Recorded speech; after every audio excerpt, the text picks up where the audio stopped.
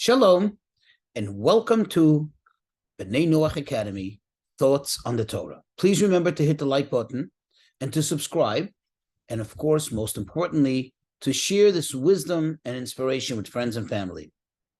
So if you look in the book of Exodus, chapter 35, this begins, the last chapters of the book of Exodus describe the actual implementation of something which we have already studied a number of chapters ago, and that is the commandment of God.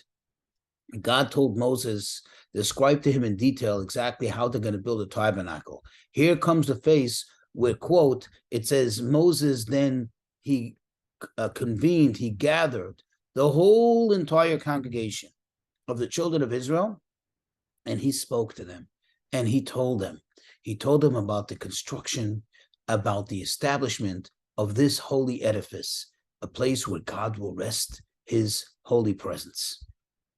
Why did he have to gather everyone together? We know that as Moses taught the Israelites throughout the 40 years, he didn't gather all the people together all the time.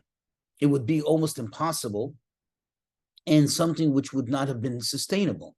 You see, they numbered several million people. This was a nation. This was an entire, like a little country traveling together. There was no way, and certainly no reason, to gather them each and every time to tell them a new commandment or to teach them a new insight. Rather, there was a process, there was a system that was set up, if you recall, when they appointed the judges/teachers who were responsible in disseminating the knowledge. It started from the top.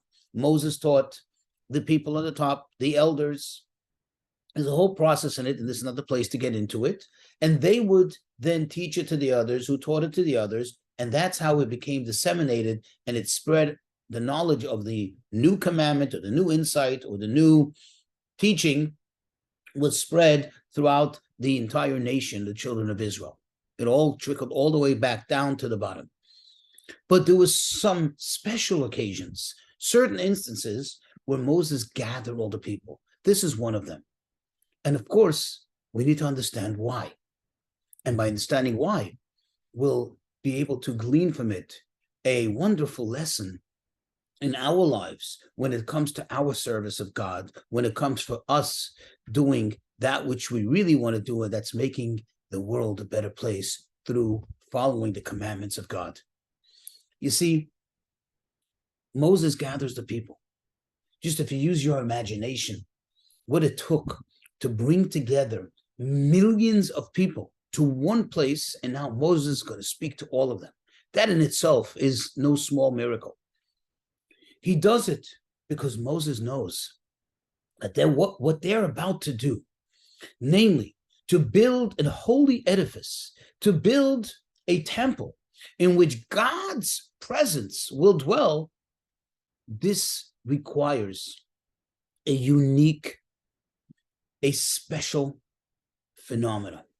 This requires something unique, a tremendously unique ingredient, which is the key ingredient in bringing God's presence, and that is gathering everyone together.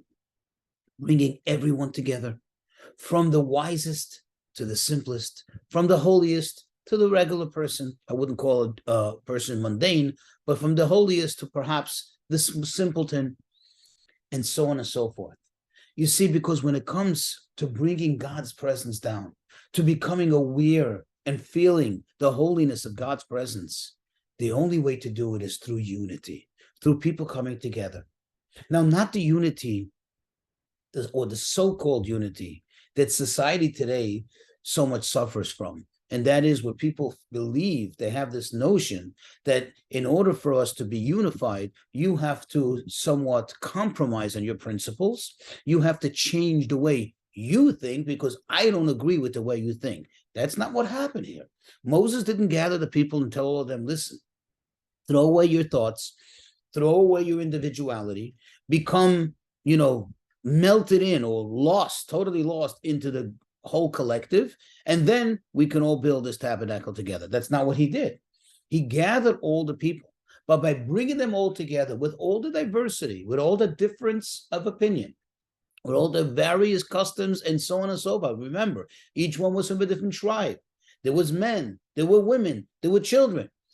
They're not meant to all think alike, but they could come together. And when they came together, it became one whole congregation, one whole unit, one whole unified front. Once that happened, now they can go about implementing God's will in making a holy edifice in this world, down here in the mundane world, and bringing the holiness within. And this teaches us something. If you really want to feel God, if you really want to get close to God, you want to serve God, you want to feel God's presence, unity, bringing people together. Of course, we all have differences. That's the way it's meant to be. We're not all meant to think alike. We're meant not to think alike.